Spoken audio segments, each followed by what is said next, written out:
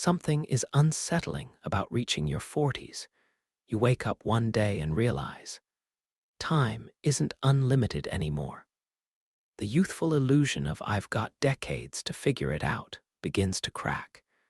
You notice your body changing, your energy dipping, your priorities shifting. And perhaps the most disorienting part, you start to question whether the life you've built is the one you want to live. This is where most people spiral. But this is exactly where the Stoics come in.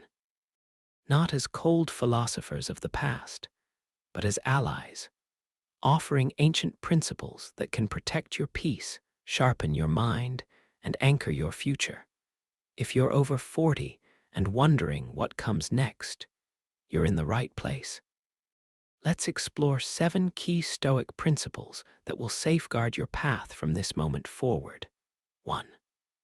Memento mori. Remember that you will die, yes. It sounds grim, but it's not about fear. It's about clarity. The Stoics believed that contemplating death was not morbid, it was motivating. Because when you truly realize that you won't be here forever, you stop wasting time on things that don't matter. That pointless argument, that petty resentment, that toxic relationship, gone. You begin to act with urgency, speak with truth, and live with intention. Over 40, this becomes your edge. You're no longer playing for approval. You're playing for legacy. And memento mori keeps you focused on what matters. 2. The dichotomy of control, what you can vs. Can't control by midlife. You've likely figured out this painful truth. So much of life is beyond your control. You can't control the market, your aging parents, or the decisions of your grown children. But you can control your response, your effort, and your mindset. Epictetus said, "Freedom is the only worthy goal in life, and freedom is found in the clarity of what is within your control." If you're constantly stressing about what others are doing or what might happen, you're draining your future. Stoicism teaches you to let go, not in defeat, but in power. Because when you stop trying to control what you can't, you regain the strength to master what you can. 3. Amor fati. Love your fate. It's one thing to accept your fate. It's another to love it. Maybe you didn't get the career you dreamed of. Maybe the relationship didn't last. Maybe life after 40 isn't what you pictured. Amor fati means embracing it all. The good, the bad, the unexpected, as necessary steps on your path. Not just tolerating your life, but loving it because it's yours. Nietzsche, heavily inspired by Stoic thought, said, "My formula for greatness in a human being is amor fati, that one wants nothing to be different. Every regret, every detour, every painful memory, it shaped you. And in that realization, there is deep freedom." 4. Practice voluntary discomfort. By now, you may have built a comfortable life, but the Stoics would ask, is that comfort making you soft? Seneca practiced sleeping on the floor, eating plain food, and exposing himself to cold, not because he was a masochist, but because he didn't want to become a slave to luxury. In your 40s and beyond, discomfort becomes a choice and a weapon. Take a cold shower. Walk instead of driving. Fast for a day. These small acts train your mind to endure more than you think it can, because when real hardship strikes, and it will, you won't be shaken. You'll have already rehearsed resilience. 5. View obstacles as opportunities. You've had your share of setbacks, career missteps, financial struggles, health scares. The Stoics didn't run from obstacles. They believed every obstacle was a training ground for virtue. Marcus Aurelius wrote, "The impediment to action advances action. What stands in the way becomes the way." Read that again. Not just a quote, a blueprint.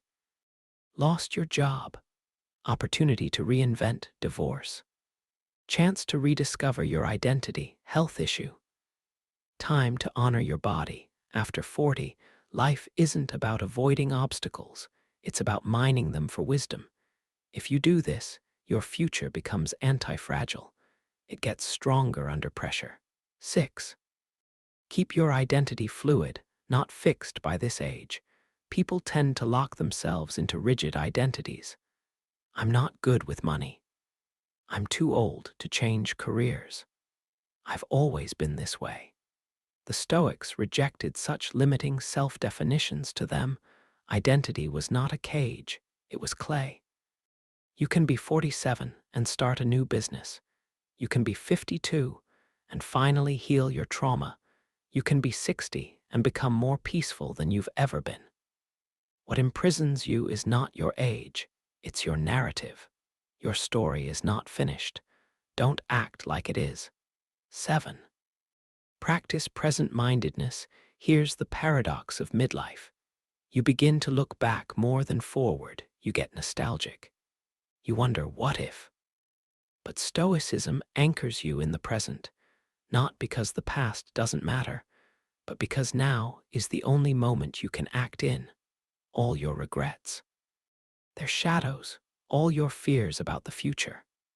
Still unborn, the present is the only place where transformation happens.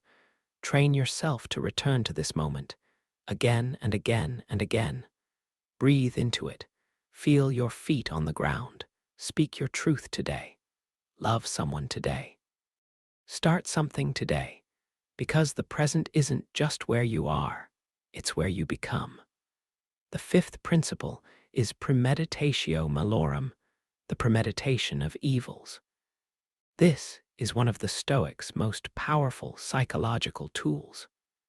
It's the act of imagining potential setbacks and adversities before they happen, not to be negative, but to be prepared. When you're over 40, life doesn't slow down, it becomes more unpredictable. Loved ones get sick, careers shift, health takes unexpected turns. Premeditating these possibilities trains the mind to respond with calm resilience instead of panic. You don't become cold. You become composed. Seneca said, "He robs present ills of their power who has perceived their coming beforehand." By visualizing difficulties before they arise, you dull their emotional sting and reclaim your power. That's true foresight, not just hoping for the best, but preparing for the worst while still acting with hope and courage. The 6th Stoic principle is control what you can. Let go of the rest. It sounds simple, but living it, especially after 40, is a lifelong practice. The Stoics separated the world into 2 domains, the things within our control and the things beyond it. They focused entirely on the first. You can't control the economy. You can't control aging. You can't control what others think of you. But you can control your effort, your attitude, your choices, and your responses. And in those lies your freedom. Epictetus taught that the more you attach to what isn't yours to control, the more you suffer. But the more you return to your agency, the more unshakable you become. This is the antidote to anxiety, realizing that serenity doesn't come from controlling the world. It comes from mastering yourself. The 7th and final Stoic principle is one that modern society actively resists: live according to nature.